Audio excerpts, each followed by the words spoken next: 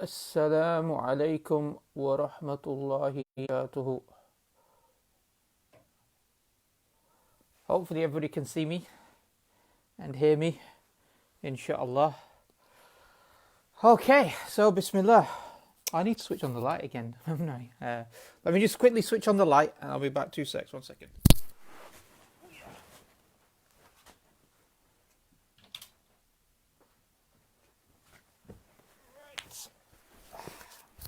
Oh, God. Right. Wa alaikum salam. Okay. So if I could have a quick check that this is being shared on the evidence group. If maybe Abu Muhammad can tell us whether it's being shared on the evidence group, that'd be excellent, inshallah. And I'm straight. I'm not like, an angle or something. Okay. Wa alaikum salam, brother Muhammad Ridwan. Yes, alhamdulillah, excellent. So we are being shared. Wa alaikum salam to brother Ayub. So yeah, excellent, man. This is it. This is the final session, or the final set of final live Q&A on the video of the course. Hopefully, inshallah, the brothers have enjoyed it, and they've taken benefit from this set of videos and series that we did on the evidence. I understand that there could always be more that we could add, and inshallah in future we will add more, maybe not under this section of this particular course, but maybe elaborate upon some of the points maybe further. Even on this section, on the proof of prophethood, could be really elaborated upon even more. So maybe inshallah in the future we'll set up and prepare for some videos on more about this particular session, because there's so much to talk about, so much to discuss in regards to the evidences for the truthfulness of Islam. So inshallah, without further ado or any delay, we'll go into any questions or points that brothers or people want to raise in terms of the questions that they've got. I understand there's a lot of videos out there now. When we first released the first set of videos, which was only 5 videos, everybody was really eager and watching them, and then the following week another set of 5, and then the following week another set of 5, and then another week 2 videos, and another week another 3 videos, and suddenly you've got backlog of videos to go through. And I know it can be seeming a little daunting, but inshallah work through them. The brothers who have seen the last session, hopefully inshallah you've got some questions or points that you want to raise. Wa alaikum salam to brother Mustafa. I think he's all the way in Canada, from my understanding. Is that right, Mustafa? You're in Canada? He's not responding yet. Might have gone off. So, there's a slight delay actually. Whenever I speak, there's always a delay to when you see it. But no problem, inshallah. So if there's any questions, any points, anything that people want to raise with regard to the last session, or even the previous sessions as well, that'll be excellent. So I've got got a question that's come up now. So could you address how this brother Mustafa? Could you address how there must be a relationship between the apparent acausality of the quantum world and the macro world? Okay. So good question.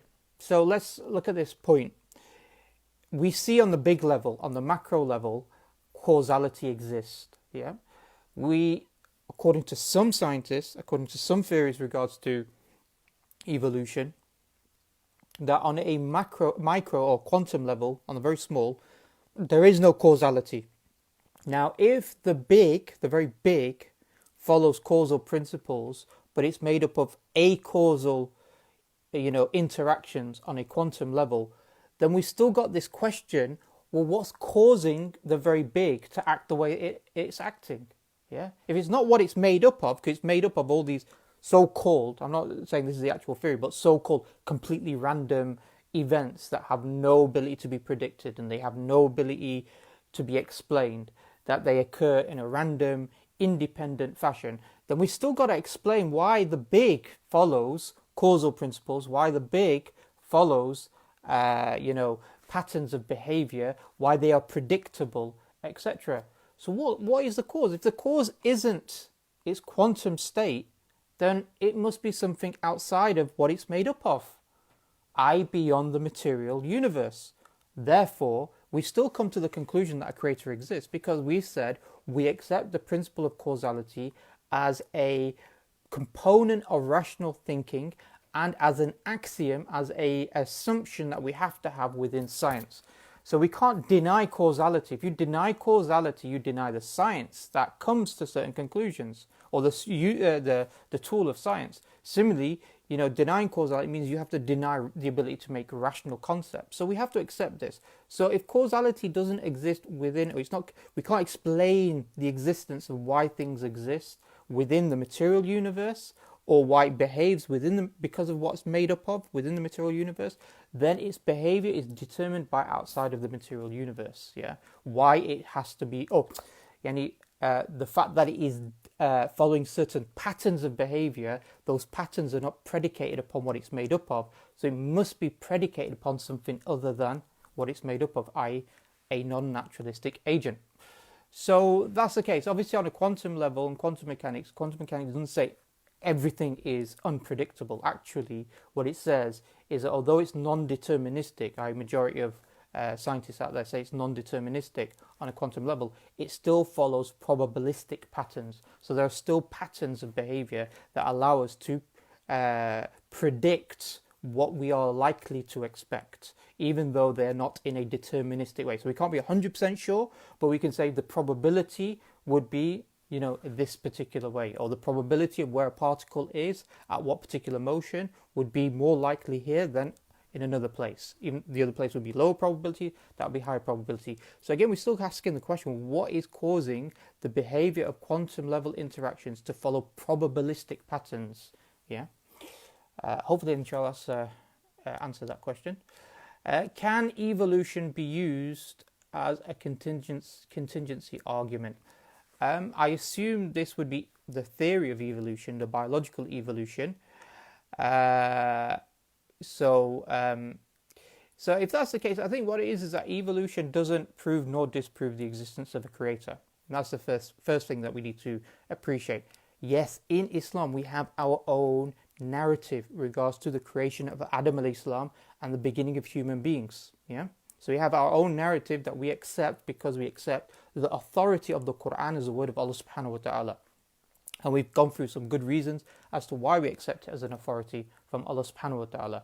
However, whether we accept whether people talk about evolution or they accept it or they don't accept it, it doesn't impact the discussion about whether a creator exists or not. Not at all. In fact, the arguments that we used in order to determine that Allah subhanahu wa ta'ala exists didn't rely upon this point about how complex life is and how life could not have come about except by a designer. We didn't argue from that perspective, even though some people have used that as a particular argument. Rather, we said that things are limited, they are dependent, they require something other than itself in order for it to be determined the way it is and to come into existence. Yeah. So therefore, we said that the sum of limited dependent things cannot be become independent. Rather, they are still limited and dependent. It's what we said about, just to go back a little bit, a few weeks, what do we say about contingent thing? A contingent thing is something that didn't have to be the way it was. So it didn't have to exist. It didn't have to have those attributes. It could have had other attributes. Those attributes could have been arranged in another way. It didn't have to be arranged in that particular way. And it has certain limitations as well, maybe which are quantifiable, like a certain size, a certain shape. So we're legitimate, and it becomes necessary to ask, well, if the explanation for its existence is not self-contained in itself. So for example, we said about the wooden table. The wooden table is 2 feet or 2 meters high. Well, the fact that it's a table doesn't determine that it's going to be 2 meters high. The fact that it's made of wood or metal doesn't determine its height. So the fact that it has a particular limitation requires an explanation that's not contained within what it's made up of, nor of its particular form, in this case a table. Therefore, what it's made up of and its material form to be a particular size, a particular limitation, requires an external thing to have determined it to be that particular way. So we gave various arguments and points in regards to that. So when we look at the issue of evolution, when we're talking about biological evolution, it doesn't really affect in terms of the belief in a creator, in Allah subhanahu wa ta'ala. When it comes to the issue of Adam alayhi salam and how he was created without parents, then obviously we accept this because we accept that this comes from the creator, the independent, eternal creator, Allah subhanahu wa ta'ala, who created everything, therefore knows the mechanisms by which human beings were created. Muhammad Ridwan is saying, accept my friend request, inshallah. Sent it long time back. Inshallah, I'll have a look for it. You know, I get so many, well, I'm not saying I'm popular or anything, but I do get a lot of friend requests, and sometimes, it's difficult to go through them. There's a few things actually. If you comment or if you interact with me on my Facebook wall, you're more likely to get a friend, I'll notice you and therefore realize that actually you've sent me a friend's request, and then I can add people on. What I don't want, which is what tends to happen with a lot of times on, Facebook, is you have like 5,000 friends, and the only people that ever interact with your work, what your status is and things like that are just like maybe 4 or 5 people, or 20, 30 people, whatever it is, and it's the same people. So you want to add people who will see your work and also will share ideas as well, so that we can all learn. So inshallah, if you comment upon some of the posts and things like that, interact, then inshallah, that'll be excellent. I'll be able to see you then. So Mustafa said, that's right. And just about to pray Asr, please answer my question and I'll check in later, inshallah. Well, hopefully inshallah I've answered it. Can you prove the universe is not eternal? Yes, we can prove the universe is not eternal. We can prove the universe is not eternal for a number of reasons. The first example that we can say is, well, when we say something is eternal, let's just take this point about eternality, yeah? Do I have to prove that the universe began to exist in order for me to ask the question, who caused the universe? No, I don't. I don't have to answer that question, or ask that question, or answer, yeah. I can say, does the universe have attributes which are not necessary for the existence of the universe? Could the universe exist with constants, with universal laws which are slightly different to the laws that we have today? I can say yes. So if the universe has attributes which are possible, which could have been in another way, or could have been arranged in another way, then I can ask the question, what is the universe dependent upon? Because its own explanation, or the existence of these things, are not going to be explained by itself. Yeah, so the existence of the universe will not give rise to the explanation of why the universe has these particular attributes as opposed to other types of attributes. That's the basic argument. So that's the first thing. So if I don't even have to go down the discussion about the universe beginning to exist. I can just prove that it's contingent. It's a possible being. It's something that could have been something else. Yeah, it could have acted in another way. So remember, going back to that table example, I said the table, which is made out of wood, well, the fact that I have wood does not necessarily mean I have a table. So if I had a wood, I could have had wooden chairs, wooden spoons, wooden plates, or a wooden table. There's multiple forms that the wood could take. Because it takes the form of a table, then I'm going to ask the question, well, why has the wood taken the form of the table as opposed to any of these other possibilities? And so I then say, well, it's not the fact that it's necessary to the wood to become a table, and it's not the table that gives its own explanation. So it must be something beyond the table or beyond the wood in order to determine it. I think, in philosophy they call this the efficient cause. So that's the first way. That's the first point about we don't have to prove the universe began in order to prove that it was dependent. We can prove it from the point of view of the fact that it has specific types of attributes which are not determined by itself. Yeah, there are things within the universe also that have specific attributes which do not have their own explanation. And we gave in the third video of session 2 an example of water flowing, and we can give any example. We could talk about stars. We could talk about the formation of planets. We could talk about formation of any other substance within the universe, or the attributes that these substances have, that the ultimate explanation cannot be explained by what it's made up of.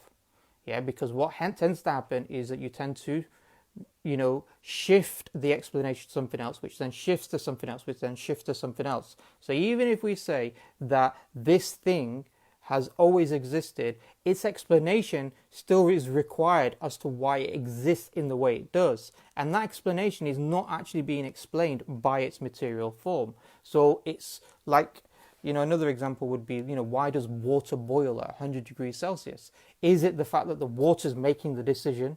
Is it the heat that's making the decision? Is it what the water's made up of that's making the decision? Is it those subatomic particles that are making up the decision? Ultimately, we will say that all of these things, each of these points, will require a further explanation, which will then require further explanation. So you need a necessary explanation or a necessary foundation to explain all this, or a necessary existence, i.e. the Creator, Allah subhanahu wa ta'ala, who ultimately determined it. The other argument point to raise is the fact that the universe does have a beginning if we explain what time is. So we said, I think last week we even talked about it in a little bit more detail as well, where we talked about how time is a measurement of movement of change. So if we say that we know time exists when we sense change exists, change is a product of limited finite things. So limited finite things, they change. That's how we know time exists, like the clock that ticking of the clock around, the hands around the clock. So we know this is how time exists. So as a result, we can then say that time is also the sum of events. And we said the sum of finite, or if you add up things, which are finite, which are discrete, which are made up of parts, then the sum of finite will always equal a finite number. Because we said this concept of an actual infinite, meaning an infinite sum of finite things, is an irrational idea. It's illogical when you try to apply it to real world things. It falls into absurdities, falls into contradictions. The video about the multiverses explains that, so I won't go over that, inshallah, now. So therefore, if the sum of events have a limited number, it means that the timeline has a limited number. The universe is the sum of finite, the sum of limited things, limited continued things, if this is what we want to say.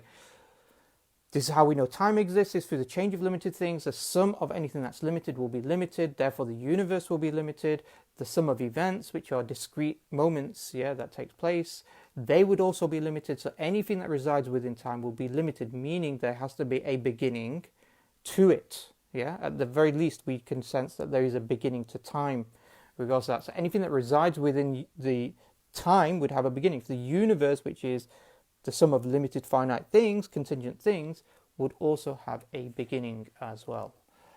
So therefore the universe is not eternal. Hopefully that's made sense, inshallah. Right. Reminder, it's in my right hand, Okay, something cannot come from nothing. That is the simple fact of a creator. So obviously that's the point, isn't it? We say Allah subhanahu wa ta'ala is the unlimited, eternal, independent being who doesn't require any explanation for Allah subhanahu wa ta'ala's existence, because its explanation is contained within himself, meaning that he explains why he exists by necessity. I meant evolution needs explanation, hence it requires a creator. Exactly. Evolution does require an explanation. Why do things evolve? Definitely. Everything within the universe has attributes. Life has attributes. Cells, have attributes. So, for it to, anything that undergoes change, that could be something else, it still requires an explanation for it, and ultimately that requires the need for a creator. Okay, on the challenge of bring another verse like it. If a non-Muslim, non-Arab were to ask, how can we meet this challenge? What criteria would they have to meet in order to satisfy the challenge? Okay, so two things regards to this, the first thing is this, is if you look at the two videos that focused on this subject area of the Quran, we said in the first video, we talked about how it's an objective analysis, and we'll explain what that is a little bit later. And the second video is, we said, we want to ask the question, who was the author of the Quran 1400 years ago. Why 14, not 1500 years ago? Because 1500 years ago, nobody mentioned the Quran. In the 7th century, in the Arabian Peninsula, is when people started to mention that there was something called the Quran. You know, it's interesting actually. The word Quran, as a word, was not known to the Arabs until the Quran was revealed. How did they know what the word Quran meant? Because the word Quran came from its, qur'a or qiraya, or to recite, and so therefore the Quran meant that which is recited. So it was a novel word, and just focus a little bit upon this issue of words and how they grow in the Arabic language. Whenever we take a particular word, even this is the case within English language as well. When we take a particular, but not as much so, but you can take a particular word in Arabic language and you can then break it down to its root words. Normally there are 3 root words, sometimes 4, within the language. Like for example, the word jihad, comes from you break it down to its root letters, which is like jahada, so to struggle. And then what you can then do is you can then construct the words according to the rules of the Arabic language, and the rules of conjugation within the language, and you can create new words, or words which will still be understood and known in terms of its meaning, but it actually is a newly derived word. So it may be a better way to explain this is English language. So in English, the word globalization, from my understanding, was coined in the 1970s. So globalization was to explain a phenomena, which was to make something global, like a product. So it was this idea that somebody would market something in America and then make the brand global around the world. So this became the term globalization. So the word global, people knew what meant, and the use of the suffix, which is ization, means to make something that way. So they then took the 2 words, global and the suffix of ization, and they brought them together in a new way. Nobody had used that before. And so therefore they expanded the vocabulary, but according to the rules of the language. So therefore it became known as globalization, to make global, like nationalization, to make national, or privatization, to make private. So can't even remember what I've said.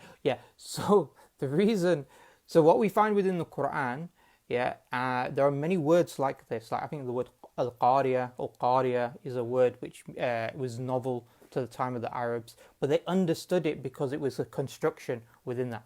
So why do we went back 1400 years ago in the Arabian Peninsula when the Quran was first mentioned, and we're asking the question, who could have produced the Quran?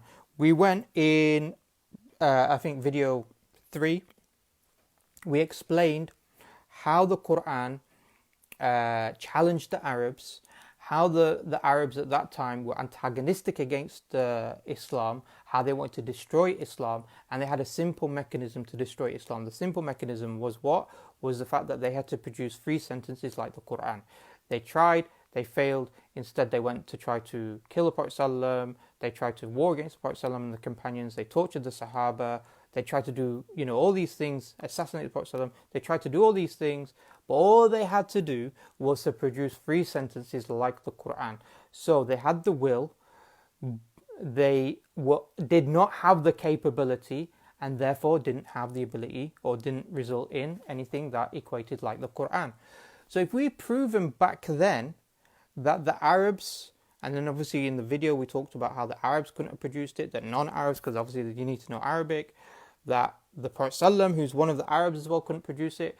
We deduce therefore the only possible author is Allah subhanahu wa ta'ala. If Allah subhanahu wa ta'ala is the only possible author of the Quran, then nobody's going to be able to produce something like it. Today, tomorrow, 100 years time, with supercomputers or whatever it is, because we've already established that the past, the only possible author is this necessary, independent, unlimited creator, Allah subhanahu wa ta'ala, who produced the Quran.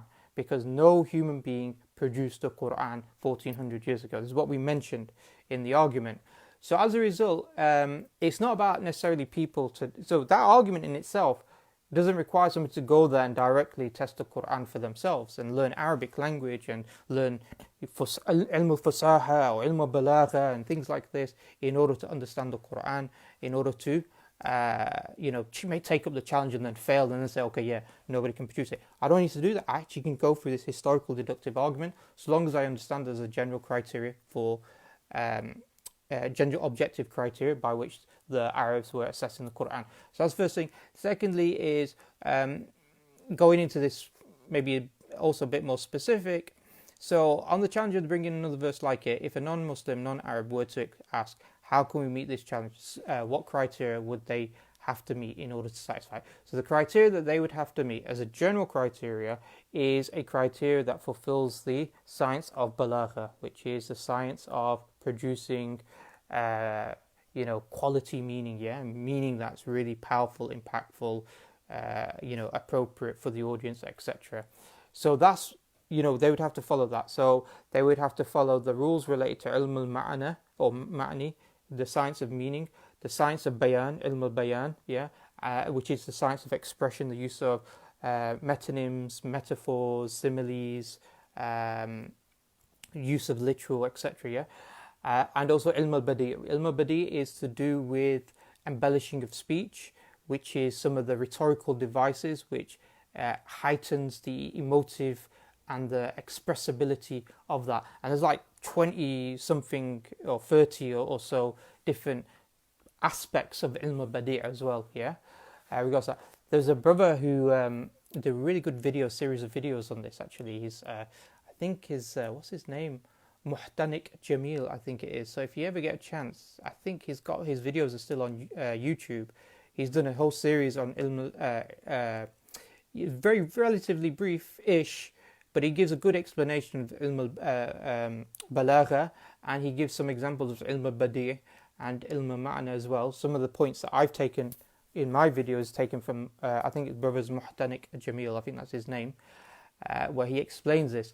So there is a criteria that they have to follow, which is ilm al-balagha. It's a science of balagha. The scholars of the past wrote about it, made it explicit, codified it in books, so that they've listed out what these particular rules are, and therefore they said if somebody is going to produce something like the Quran, then they would have to produce something which is equivalent to its expressibility like the Quran. Let me give you an example of this. So in the video, in the second video, I explain this issue of the science of meaning, and we talked about syntax. Syntax is to do with the correct arrangement of words, or the arrangement of words.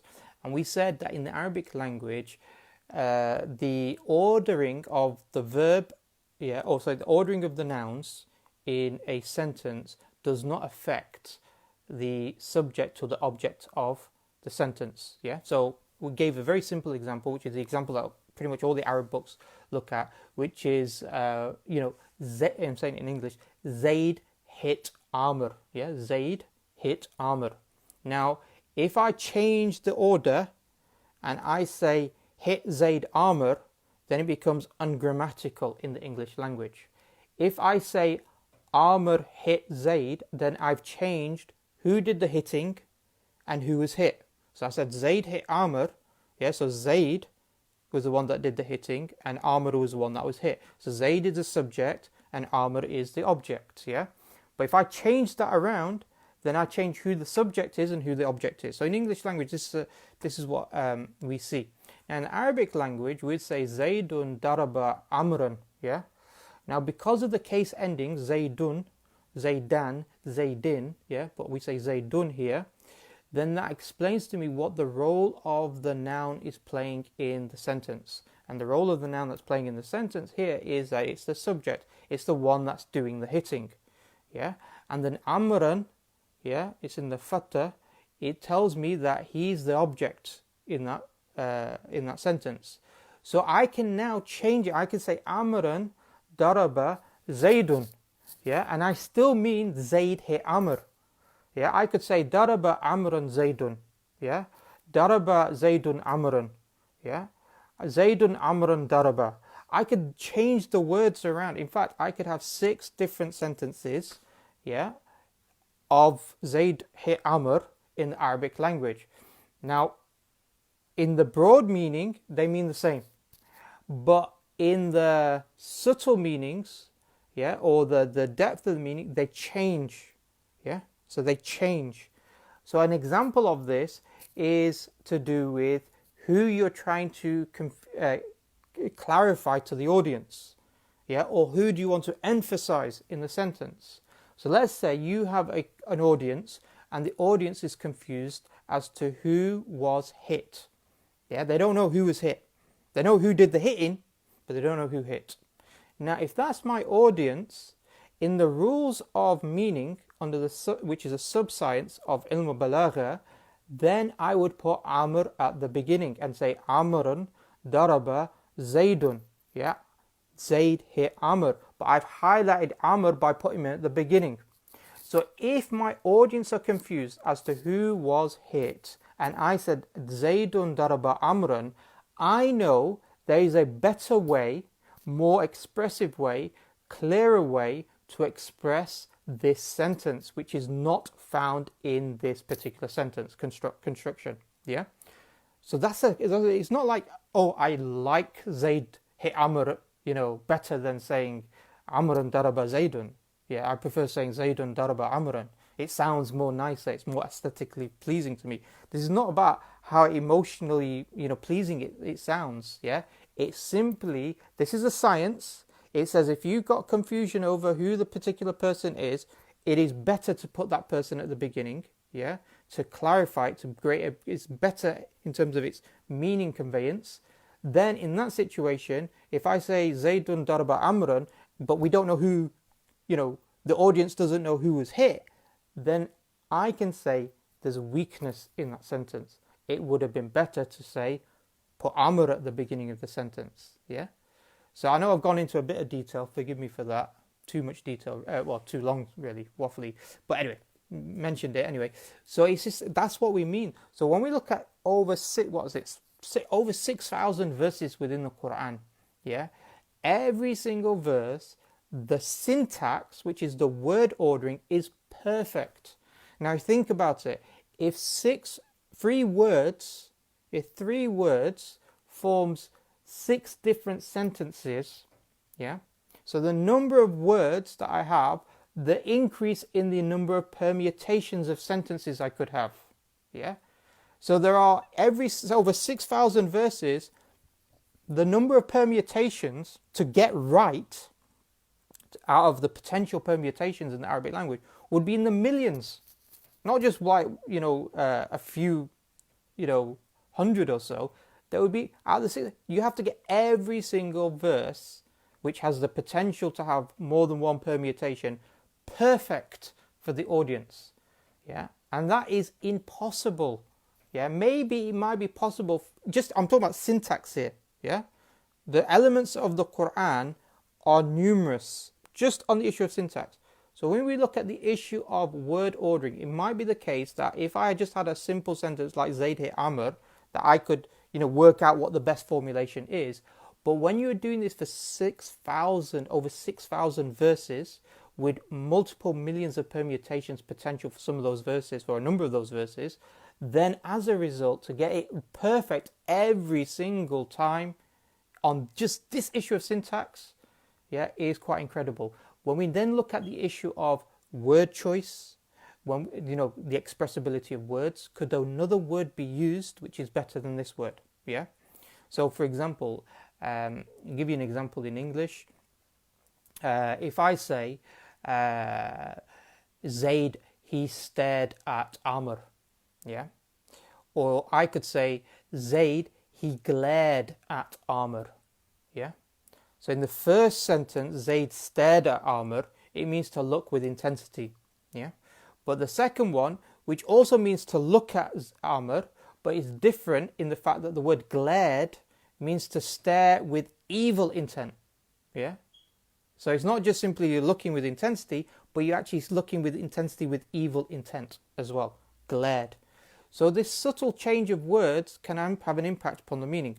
So I gave an example in Surah Al-Baqarah, verse 2, where Allah subhanahu wa ta'ala says, ذَلِكَ الْكِتَابُ لَا رَيْبَ فِيهِ هُدًى لِلْمُتَّقِينَ. Yeah, that is a book in which there is no doubt, and that is a guidance for al-muttaqeen. Now the word doubt in the Arabic language, there's a number of different words that we can use for the word doubt. So we could use a word, from my understanding, I only know 3 words, dhan or shak, yeah, or raib is the other one as well. Now, if I use the word, but all 3 mean doubt, but they have different implications of the type of doubt. So if I use the other 2, dhan or shak, yeah, la shak or la dhan, then the type of doubt that is being removed is not the same as the type of doubt that's being removed with the word la raib. Because la raib here means there is no doubt such that your heart feels no doubt as well. Your heart is tranquil with this issue. So again, over 6,000 words, 6,000 verses, over 6,000 verses. I don't know how many words there are in the Quran, but every single verse and every single word is the perfect word chosen for that particular verse as well. Yeah. So that, it just shows you there are definitely ability to make objective analysis that whether the words and the meanings they convey are the best words for that particular thing. Sorry, man, I think I spent too long on that one. Okay, Albert Einstein said, God does not play dice with the universe. Do you think Einstein was highlighting the principle of causality and asking what is the explanation for contingent things? Well, from what I understand in terms of Albert Einstein, when he said God does not play dice with the universe, he was explaining about this, quantum level indeterminacy. Yeah, indeterminacy. I.e. that on a quantum level, things cannot be precisely predicted. So it was very odd. He was a determinist. And so there was another physicist named Heisenberg. I don't know what his first name was, but he came out with this idea of the Heisenberg's uncertainty principle. And in Heisenberg's uncertainty principle, he said that you can measure the motion and the position of a particle. However, when you begin to measure the motion, then the position becomes less certain. And if you start to measure the position, then the motion becomes less certain. So you can never precisely know exactly where a particle is and at what motion the particle is moving at. Yeah? And that's really quite fundamental, because if I can't determine the position and the motion of a particular particle precisely, then I cannot say that the universe is deterministic. Meaning, deterministic is really important. It doesn't mean that, it has to be. Rather, what it means is that what we can then determine would occur in the future. Yeah. So I gave an example on the discussion of quantum mechanics in session 3 about the pool table. And on the pool table, we said that if you can, mathematically work out, if you can work out where what all the variables are on a pool table, the size of the ball, the force of the ball, the mass, the friction, all of these, variables, and I was able to work out how hard I was going to hit the white ball to the pack of balls on the pool table, then I can predict precisely where every ball will land. Yeah, that's what we mean by deterministic. Yeah, meaning that once you've done one action, you can predict precisely what will happen with the follow-up actions. Now, on a quantum level, what Heisenberg was saying was that you can't precisely predict where the balls are, or the particles in this perspective are, and precisely also know its motion, speed, whatever, motion that they're going at. As a result, I cannot be 100% certain what's going to happen, what's going to interact with. Like if you have this pool table and you shrink it down to a quantum level, I can no longer predict where all the balls are going to end up. On a big level, I can, but on a small level, I can't. And that's what Albert Einstein said, that God does not play dice with the universe. I follow these probabilistic patterns. But that's the basic thing. Einstein, he believed in God, but he believed in like a Spinovian view of God, basically like a mechanical force, a necessary being, and that we're a manifestation of this necessary being. Right. Can a book or speech be a miracle? Yeah, so when we look at the issue of miracle, we need to be precise what we mean by miracle. We are saying that a miracle is a non-naturalistic event, meaning something occurs, but we cannot explain it by the nature around it. Another way to look at it is, can you explain it, or is it within human productive capacity? This is what we mean. So whether it's to do with speech, a book, whether it's to do with, a stick turning into a snake, whether it's somebody being brought back from life, what we're asking is, can I explain it through a naturalistic mechanism, whether that's through human beings producing it, or whether it is from universal laws, or whatever it is that we want to talk about from the universe that, could manifest this, or is it outside of a naturalistic explanation? Yeah. In this particular here, we're asking, is it outside of human productive capacity? So if we have something like a Quran, which says that no human being can match its ability to express the meanings of the Quran within the shortest sentence construct, nobody can match it. Forget about bettering it. Forget about weakening any of the verses. Forget about saying that actually some of the verses could have been improved. Just to match its ability to be eloquent in terms of balagha, the rhetoric, then can't remember saying. Then what we're saying is that if that's impossible, it means that it's beyond human productive capacity, and therefore it fulfills the definition of a miracle, i.e. it can't be produced by any human being. And this is what we mean by mu'jiza. So therefore, yeah, it can be Quran. Remember, we're still using our senses to sense the Quran. Yeah, the recitation of the Quran, I'm talking about for those people who assess it. Like, for example, the magicians, what were they using in terms of their senses when they competed with Musa alayhi salam when his stick turned into a snake? They're using the sight, the eyes. Yeah. So rather than this being a visual miracle like Musa alayhi salam, this was a auditory miracle, with the use of the ears. Yeah, they could hear it and they could analyze it and they could study it and they could realize that actually this recitation of the Quran was something beyond human productive capacity. Right.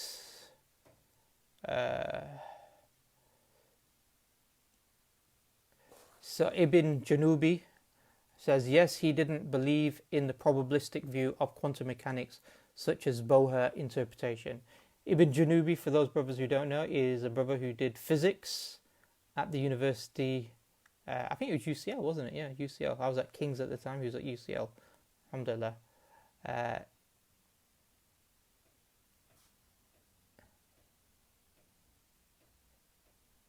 So Ibn Janubi said, it is more better, afdal, to say chapter rather than verse. The challenge is to meet the level of balagha, not bihar.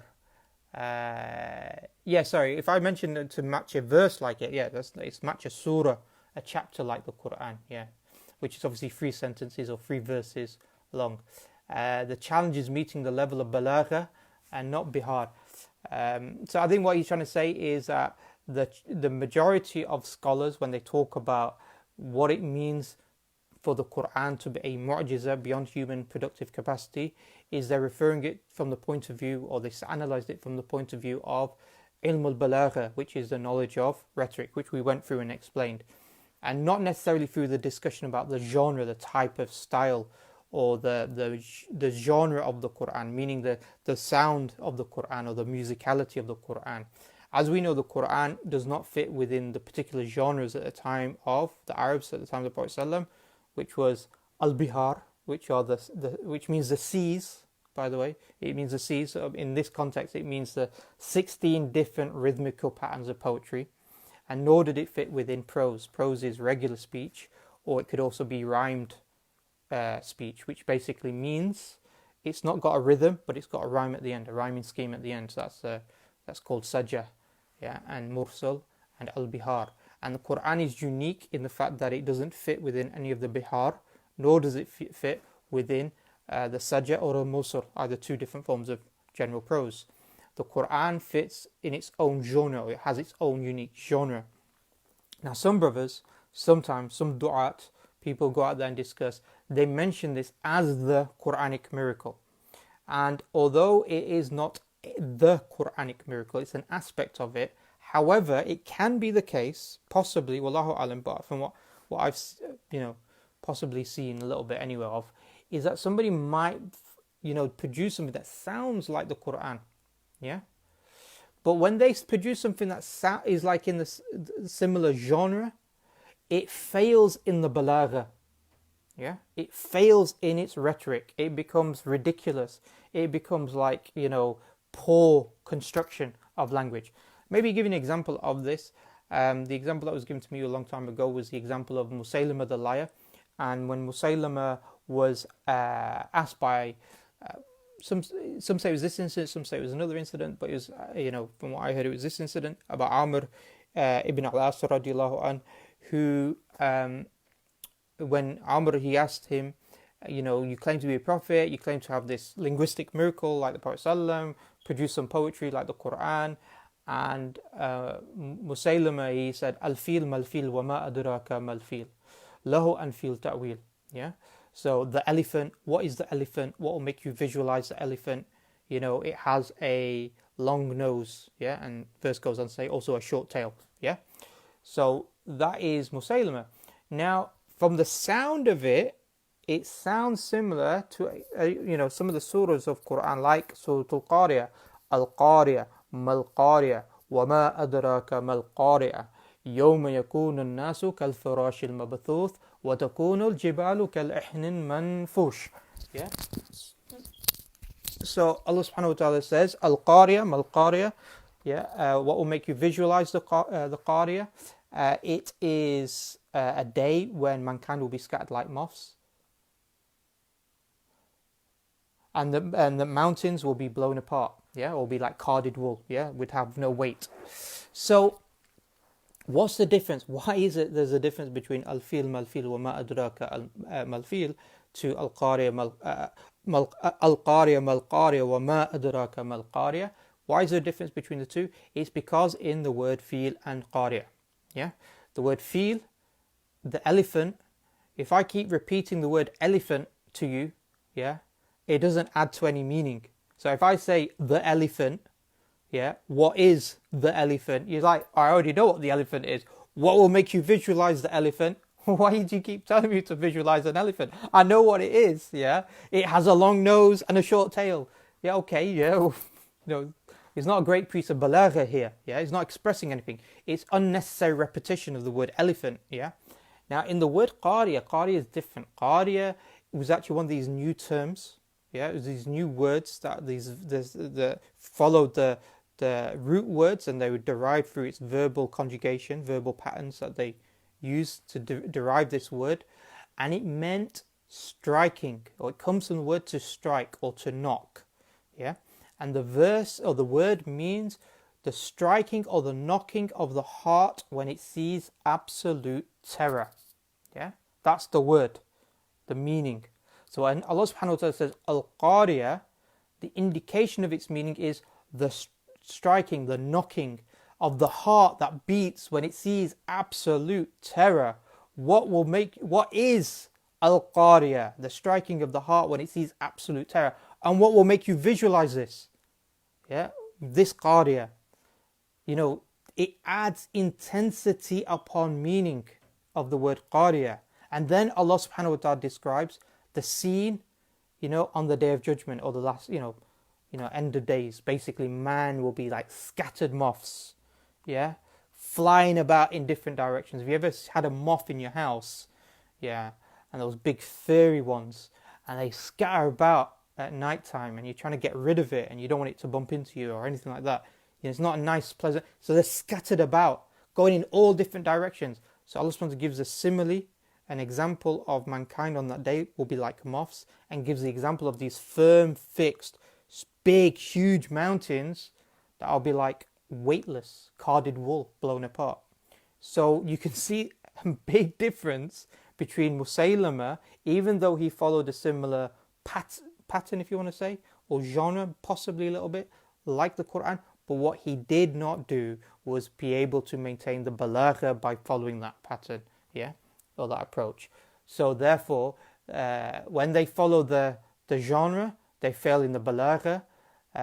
So it's both the balagha and the genre together that we have this this unique challenge within the Quran. Ilyas has said, does the Ghazalian view encapsulate the workings of quantum physics? How do we need to look at this, as the discoveries in physics are inductive and limited in nature? When is it therefore important to integrate this into Aqidah, Qada wal Qadr? Okay, so it's an interesting question. So Imam Ghazali, and like many of the Ashari scholars of the past, they had this principle called occasionalism, yeah, which was this the idea or view that there are no secondary causations. Yeah, there are no causes after the cause of Allah subhanahu wa ta'ala. Allah subhanahu wa ta'ala is the cause of everything that exists within the universe. So anything that occurs within the universe, Allah subhanahu wa ta'ala caused it. Yeah. So if you strike a match, it's not you that's causing, or the striking that's causing the fire. Rather, Allah subhanahu wa ta'ala is causing the fire. It just happens to be that you're striking the match. Yeah. So you just happen to do that at the moment by which the fire took place. And that Allah subhanahu wa ta'ala has created a system that we have these habits or customary observations where they follow these patterns, but they're not necessary within these events. Yeah. So hopefully that's explained it. So effectively saying there's no secondary causation. The only cause is Allah subhanahu wa ta'ala causes everything that exists within the universe. There was some debate about whether they had the right formulation in the discussion or not, whether, it could be mentioned in another way. Other schools, critique them on this particular issue, but it doesn't matter. That's not the point, yeah? The point is this, is whether you say God causes everything, or Allah subhanahu wa ta'ala causes the system that exists within everything, or causes the attributes that exist within the objects that we utilize, then ultimately you're still applying the idea that Allah subhanahu wa ta'ala causes and determines all things in the context of qadr, yeah, attributes within things, yeah. So the knife has the ability to cut, yeah. That ability to cut is not placed because of the knife, but rather it's placed because Allah subhanahu wa ta'ala places the system or the laws that allows it to cut, yeah. It's not necessary for it to have those attributes. It could have other attributes, the knife.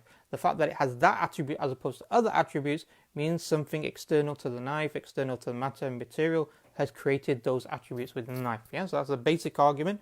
So that's the case. So if I cut somebody, I stab somebody, yeah, it's from my choice, yeah, that I've done that, but the attribute of cutting was not from my choice. That's from Allah subhanahu wa ta'ala, yeah, the ability for the knife to cut.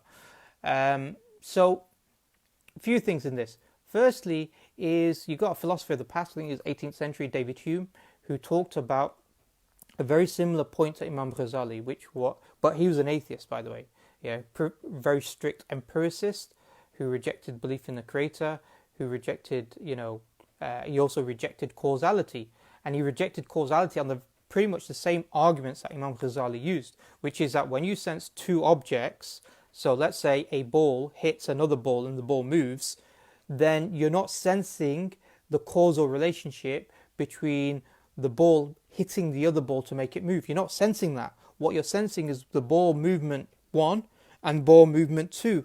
It just happens to be that ball movement 2 occurred after, it was touched by ball movement 1. Yeah. So he says you're not actually sensing causality. Your mind is linking them and claiming that there's causality, but it's not really, we can't be 100%, we cannot be certain about causality. We cannot empirically verify causality on that level. So he's coming to the same argument as Imam Ghazali. What his point was then to deny causality altogether. What Imam Ghazali said, and what Imam Juwayni and other scholars said, is that no, if you can't prove that A causes B in the material universe, then it doesn't mean causality doesn't exist. Causality still exists. But if A does not cause B, then the causality must exist outside of A and B. Yeah? So that's what they were arguing.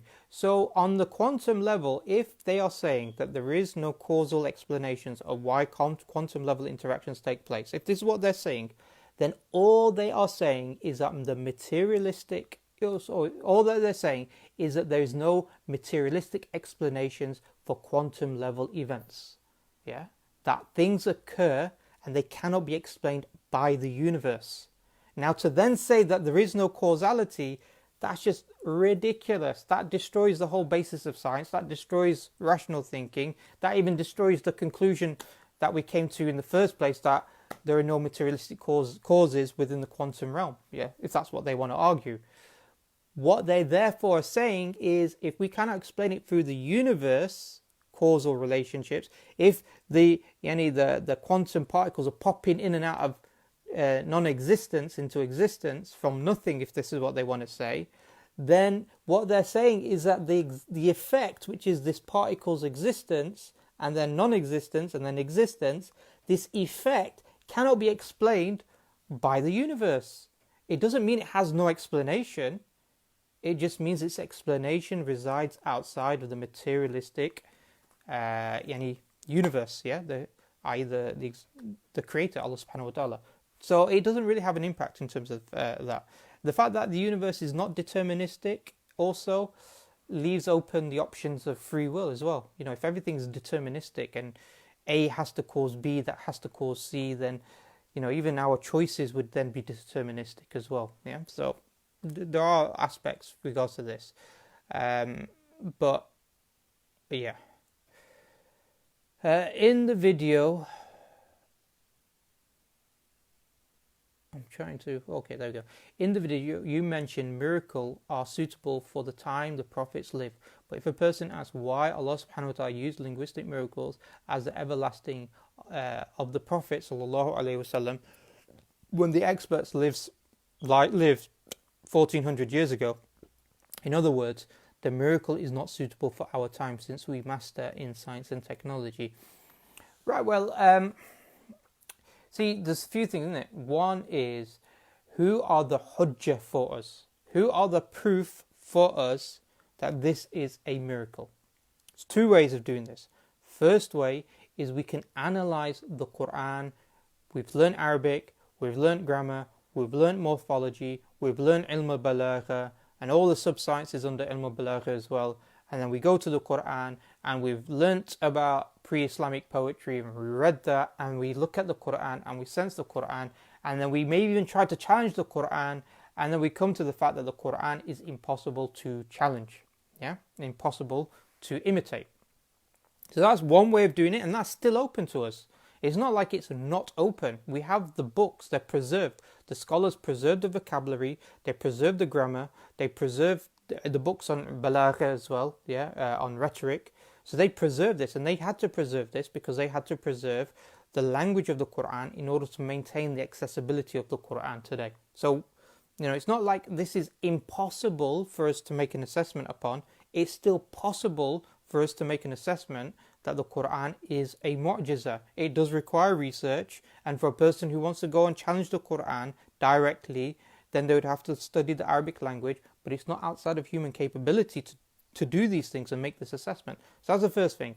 The second thing is this point about hujjah. Who are the hujjah for us as well? The hujjah, the proof for us, is like the proof for Musa alayhi salam, or the people around Musa alayhi salam.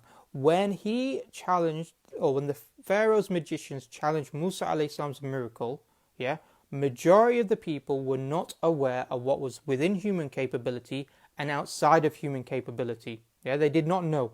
And so as a result, majority of the people had to accept the testimonial evidence of the magicians themselves. The magicians were the hujjah for the rest of the people. This is an important point to note. It's like today, isn't it? You see somebody who does magic now, does this street magic, and you think, wow, that's just amazing. How on earth are they doing that? Is it jinn or something? Maybe. And then you go on YouTube, and you can Google or YouTube, look up how they actually do the magic. There's mythbusters out there who show them how they are able to perform it. These are magicians or people who are involved in trickery and illusion who know how things work, who know how to make things look and apparently look like a quote-unquote miracle or quote-unquote miraculous event, or magic, but they know what they're actually doing, the tricks of the trade. So they explain. So during the time of Musa alayhi salam, the people who could understand and explain whether what Musa alayhi salam was doing was really a trickery which was within human productive capacity or not, were the magicians. They knew. So therefore they were able to assess whether what he was doing was within human productive capacity or it was a miracle, a mu'jiza, inimitable, non-human productive capacity that produced this. So they were able to assess that. Ordinary people couldn't assess it. Those magicians are assessing it based upon the sense reality. They're sensing what's occurring before them with Musa alayhi salam's miracle. So they're sensing it directly and they're submitting to it. And they're not only just submitting to it, but they're also being tortured by Fir'aun and they're still not leaving it. Yeah. It's the same thing at the time of the Prophet ﷺ. The people of expertise were the Arabs generally, particularly amongst them were the famous Arab poets like Atafel Dosi, like Labib, like even Al-Walid Mughira, even though he remained non-Muslim. They were experts in the Arabic language. There were many experts, and they testified that the Quran was beyond human productive capacity. Even though some of these companions who converted to Islam faced torture, faced boycott, they faced, warfare. Some of them were killed, some of them were tortured, but they still held on to the deen of Islam because they testified to the mu'jiza of the Quran. So they become a hujjah for us. The very best of the Arabs could not produce something like the Quran. Therefore, anybody else will not be able to produce something like the Quran today. Yeah. So, it's a very clear, it's very evident, it's a very methodical way of approaching the mu'jiza of the Quran and proving the Quran is the word of Allah subhanahu wa ta'ala. It's like another example of this, isn't it? I was speaking to some brothers the other day. So I said, imagine if somebody builds a building, and he says to these people, and they're the best people at building buildings, and not only are they the best at building buildings, but they're the best at demolishing buildings as well. And he says to these people, you could never demolish this building. Yeah? So he's talking to the people who built, who are the best at demolishing and building buildings, and said, you can never demolish this building. It is beyond human ability. They study the building. They find that it's made of bricks. They find out it's made of mortar. They find it's made of cement. Normal materials that they have access to. And they do everything they possibly can to that building. 1400 years later, we find and we look at that building and we see the building there. And we're thinking the very best of the best were not able to destroy that building. Yeah? What does that indicate? And they had the desire. They wanted to destroy that building. They hated that building. They did everything possible in order to stop that building, but it remains there. So what does that indicate? It indicates they did not have the capability to destroy that building because it remains standing today. Same thing regards to the Quran. The Quran says to the people who are the best in the Arabic language, they said that you cannot take the Quran, any particular surah of the Quran, and you cannot replicate, like the Quran. Yeah, 3 sentences or 3 verses like the Quran, like Surah Al-Kawthar. Yeah, you cannot do it. It's impossible.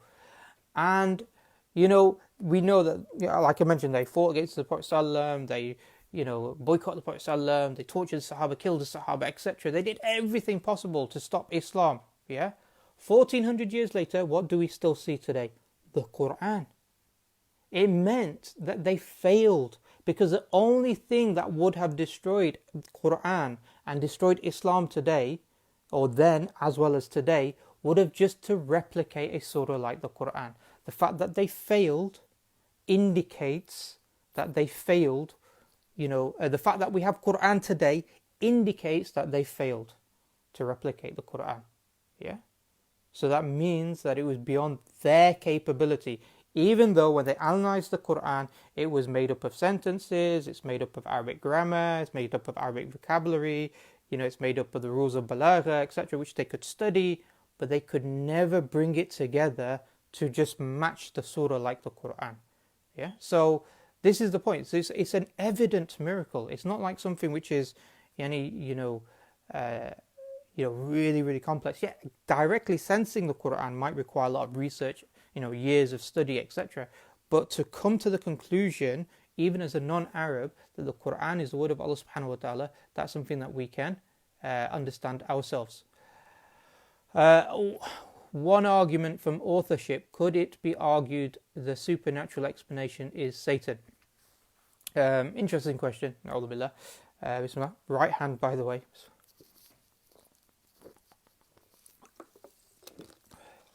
I was watching a video of somebody on Facebook, and he wasn't unfortunately, he wasn't a very good Muslim. I won't mention his name or anything. And he was drinking, and he looked like he was drinking his left hand, and I thought, astaghfirullah, brother, you're drinking with your left hand.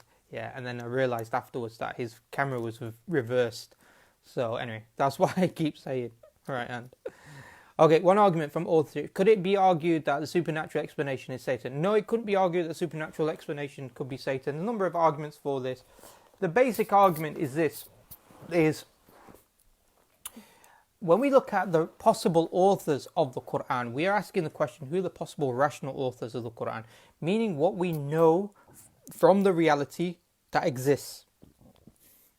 So we know from the reality, because how do we know that Satan, Iblis, and the angels, and even the jinn, how do we know that they exist? We don't know that they exist from rational reality. We can't sense them. So rather, we take this as dalil naqli, which means textual evidence. So this is how we know that Satan exists, that jinns exist, that angels exist, is from textual evidence. So from rational evidence, we can only say that a non-Arab Arabs, the Prophet ﷺ, and Allah subhanahu wa ta'ala exists. So when we're looking at this, before we adopt the Quran, we're asking who could have been these authors.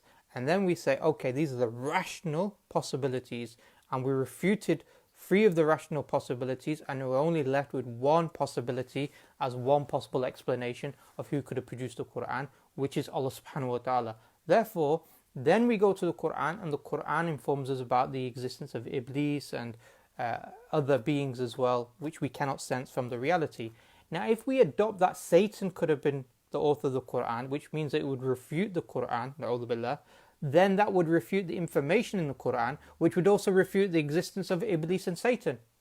So it becomes a self-refutation if we say that possible author could have been Satan. Now somebody say, yeah, but the other scriptures mention Satan, and we mentioned sometimes that it's mentioned in the Quran that some of the previous scriptures, there were previous revelations, although they got corrupted. So how do we still know it's not Satan? Well, we also know that within the information and the meanings of the Quran, it tells us to reject Satan. It tells us to believe in Allah subhanahu wa ta'ala, believe in one creator, a perfect being who is independent, self-sufficient, neither begets nor was begotten, and there is nothing comparable unto Allah subhanahu wa ta'ala. And don't give our worship to anything other than Allah subhanahu wa ta'ala, i.e. the creator. What we describe, or what is described within the Quran, is what we rationally come to. What we are told to do is stay away from creation in worshipping creation, including Iblis. Allah's curse upon him. So this is what we are being told to do. So this meaning within the Quran befits the authorship of Allah subhanahu wa ta'ala, does not befit the authorship of Satan. Now some Christians, they turn around and go, yeah, but how do you not know? And this, that, and the other. Well, hold on. We don't adopt the belief that the Creator, Allah subhanahu wa ta'ala, had a son. That's not even rational. That's not logical. To claim that there is more than one divine being, but we don't say there's more than one divine being. We say there's one essence and 3 persons. What does that even mean? This is the point. They make statements which are literally meaningless in language. Jesus is God. The Holy Spirit is God. The Father is God. But there's only one God. So they're not the identical persons. They are 3 separate persons, is what they say. But there's one essence. It makes no sense. So for them to even attack us upon this, they're attacking upon something which they don't have any rational foundation for their own beliefs. And really, if you're going to say that somebody's going to twist the beliefs, the correct concept of the worship of Allah subhanahu wa ta'ala, it'd be twisting it in a way which pushes us to worship creation as opposed to the Creator. Right. How do we know that Arabs were experts in the Arabic language? So we know that Arabs were experts in the Arabic language through multiple testimonial evidence. Yeah. So testimonial evidence is sufficient evidence for us. We gave an example in, Science and Scientism, where we talked about the Mona Lisa. How, we know that there was a painter called Leonardo da Vinci. How do we know this? And how would we know this with pretty much absolute certainty? Because of testimonial evidence. So testimonial evidence is sufficient to establish certain concepts and certain conclusions about things. So we have numerous testimonial evidences from numerous centuries that all refer back to the fact that the time of the Prophet ﷺ, the people at that time were the best in the Arabic language. We also have those people who preserved the Arabic language. So the Arabic language that we have today, like you have like what they call MSA, Modern Standard Arabic, and you have Fusha Arabic, classical Arabic. Modern Standard Arabic's not the same as the Arabic, it's similar, but it's not the same as the Arabic at the time of the Prophet ﷺ. So when the scholars of the past preserved the Arabic language, they preserved Fusha Arabic. They preserved the manner by which the Arabs at the time of the Prophet ﷺ spoke, their idioms as they call, their types of grammatical constructs, their balagha, the rhetoric. They preserved them, So they're not preserving the ones before, centuries and centuries before the time of the Prophet ﷺ, nor they're preserving centuries and centuries afterwards. They're preserving that period of time. So who would be the natural experts within that time of the Arabic language? Those people at that time, isn't it? So we know testimonial evidence, and we know the fact that the Arabic that was preserved was the Arabic of them. They were the best in that, because that's what we used. We used them as a source material to preserve our Arabic. Even the pre-Islamic poetry was used as a way to preserve Arabic language, so that we could access the meanings of the Quran and the Sunnah. Arab poets were accustomed to literary criticism, and they used to criticize each other's poems regularly, and they had the opportunity to criticize the Quran but did not. Shows they were completely incapacitated by it, definitely. From Brother Abu Yusuf, who's mentioning the point. I think there's a story about, I think her name was Al-Khansa, radiallahu an. She became Muslim, but she was also one of the poetry judges. So she used to, young poets would come and they would recite poetry, and there would be her, I think there was another person as well, Arab, and they used to go and they used to look at and critique the poetry that was being recited before them. So they were constantly in this process of criticism.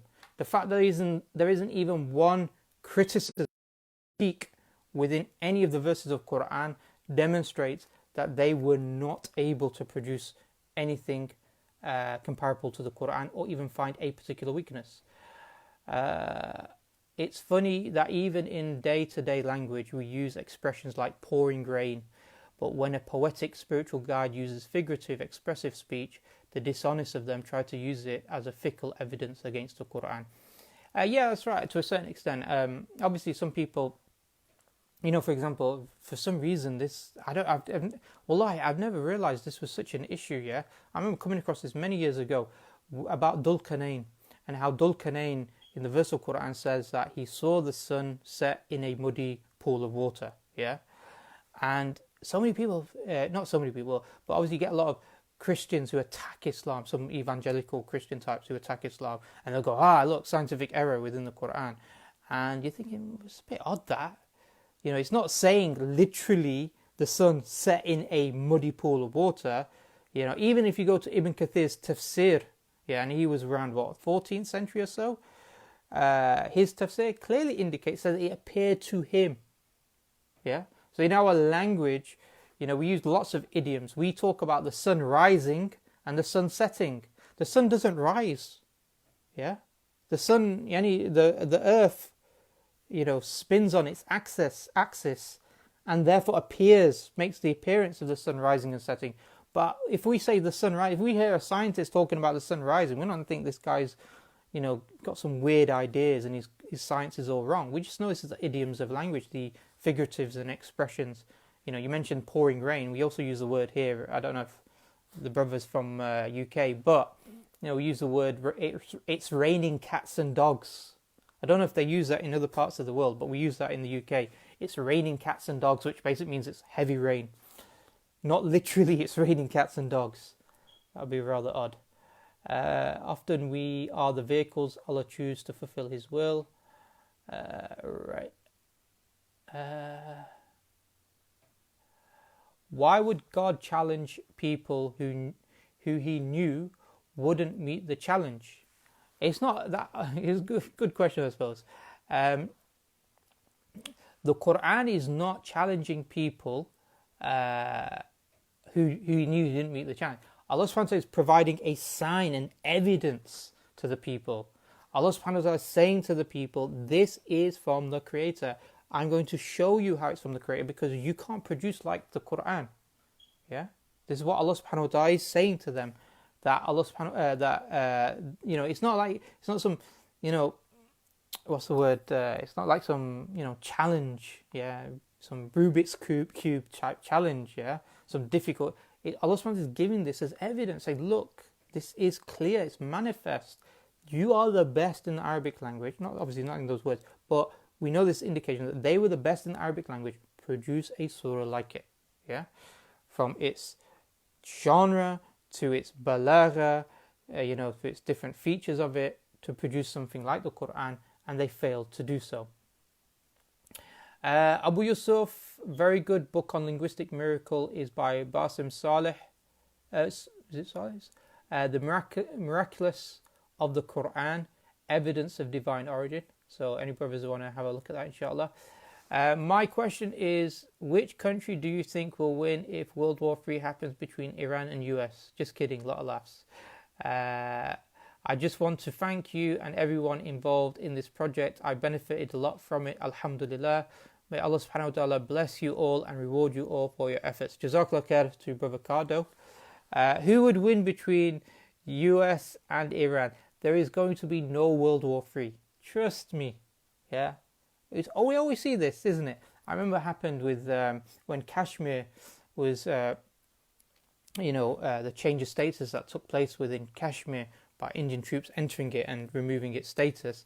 And everybody said, oh, you know what, two nuclear powers are going to go to war, Imran Khan's going to go to war, he's going to liberate Muslim lands, etc., etc. Not going to happen. The sad reality is, I know it's a bit of a tangent, but I'm just going to mention it anyway, I think it's important. Sad reality is, our countries are not predicated upon Islamic principles. Our governance is not built upon Islam. And therefore, their desire and their interests are not revolving around Islam. Rather, all of our countries, sadly, are a product of a post-colonial world. Most of our nations, most of the Muslim lands were colonized. And when the colonialists, the Europeans, left for a variety of reasons, they didn't just leave and left us to it, but rather they constructed our countries and our nations and constructed our types of leadership that exist today. So don't think anything radical is going to happen. They all operate within the paradigm that's set by America anyway. Yeah. Right. Okay. So is there any more questions? I know we've gone on for about an hour and 20 minutes. Jazakallah khair anyway to the brothers. Excellent that brothers found it beneficial and that get to use it. It's a humble effort from myself and from the brothers as well, inshallah. We did it in order to help as best as possible, and maybe in future also produce more of these courses, whether that's from me or from other brothers, that inshallah to give some good information and adequate explanations out there. I think it's really important, actually. I think personally, I sense still there is a dearth of material, that really explains Islam. Also, Abu Muhammad says there's questions in the comment section. I can't access the comment section. If you can send it to me, inshallah, it'll be excellent. But just as a point, there's a dearth of Islamic material that really goes into and explains some of these, maybe contentious issues, give some in-depth argumentation, in-depth discussions, whether that's to do with the mu'jiz of the Quran, whether it's to do with the existence of Allah subhanahu wa ta'ala, any of these things. There's not enough out there, and I see this, and one of the reasons why I say this is because you find a lot of Muslims still referring to Christian apologists and how they describe the existence of the Creator. Yeah, whether that's Edward Fesser or previously William Lane Craig or Rasmussen or whoever it is, and you're thinking, where are our books? Yeah, where are our big course materials? We were meant to have. And a lot of two things actually say about these. Alhamdulillah, read around, experience what other people say, no problem. But one, they actually use a lot of our arguments. Yes, so that's the first thing to note, is that they actually use our arguments from the classical Islamic scholars, even though some of them don't reference it. Some of them do. Some of them do it in a very small passing way. Medieval, Christian, Jewish, and some of these Muslim Arab, scholars talked about this. But it's a lot of our arguments, a lot of the arguments that they rely upon originally come from the Muslims. And secondly, some of their arguments that they use when they go a bit further are actually incorrect. Yeah. So some of the arguments that Ed Fesser talks about, where he talks about the nature of the Creator, and he goes beyond just simply comprehending the existence of the Creator. He starts talking about the nature of the Creator as well. Some of these points are actually Mu'tazilan and from the philosophers in origin as well. Yeah. So it's important to build our own material, isn't it? Yeah, get out there. So whatever small thing that I've done, brothers might turn around and say, you know what, I could have done better than that. Do it more. Go out there, write the books, write something better, produce something. The more that it gets out there, the more information from the Islamic perspective, the better it will be for all of us, inshallah, and for our community. Johan Perret, Jazakallah khair for the amazing course. Will these videos be released on YouTube publicly, as it could benefit numbers of people, inshallah? We may look at that. I think the problem that I have in terms of just releasing it just publicly, I don't have a problem. I want to get as far wide as possible, but it's a course, isn't it? So it's not like something where somebody can just watch one video in isolation to the rest, because a lot of the videos are interconnected. So, it is important, inshallah, to watch them all. But we'll look at that. If it's not going to be through directly onto YouTube, put on public, then in addition or as well, we might also, we're looking at also, or not myself, but the brothers from Basira Project are looking to produce a website, and that they will host online content material for courses on that website. So inshallah, it will be there. So it will always be accessible to people. And like I said, it's because it's a course, it's more to do with, people who are serious and want to go through the actual course material, as opposed to brothers or sisters out there who might just watch one or two and then that's it. This course. For YouTube, more public material, then I think I probably need to do a different style of videos, not maybe the lecture type style, but maybe more dynamic, more what they call edutainment, education and entertainment, composing words together. Edutainment. So more interactive, more engaging, shorter videos that people might like. So I might do something like that instead of producing these videos and just putting them publicly, keeping them on a website, putting them as a course, online course. So we'll look at it, inshallah. Couldn't agree more. We definitely need more things like these. Write a book, inshallah. I will try, inshallah.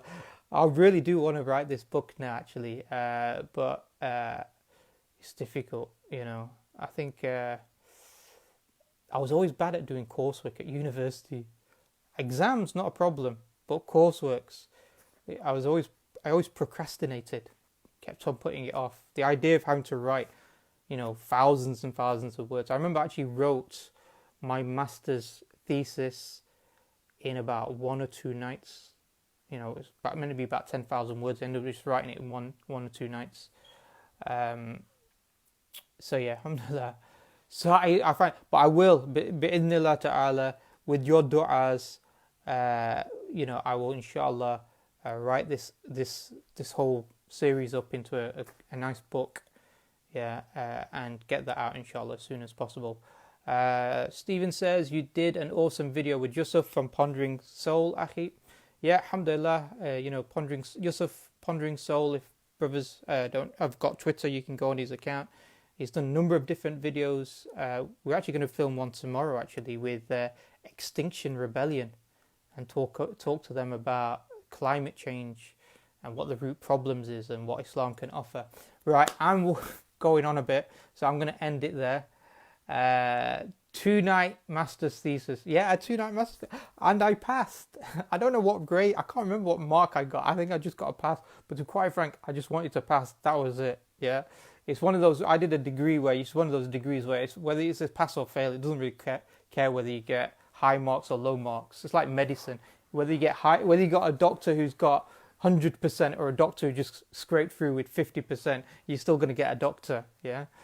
Jazakallah khair to Abu Muhammad, Ali, to the brothers who have helped out in terms of helping to produce this course.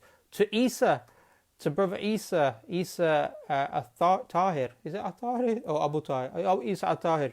Yeah, Isa, so who came all the way from London to Manchester. You know how far London and Manchester is? For those brothers who don't know, it's about 4 hours. He drove all the way 4 hours.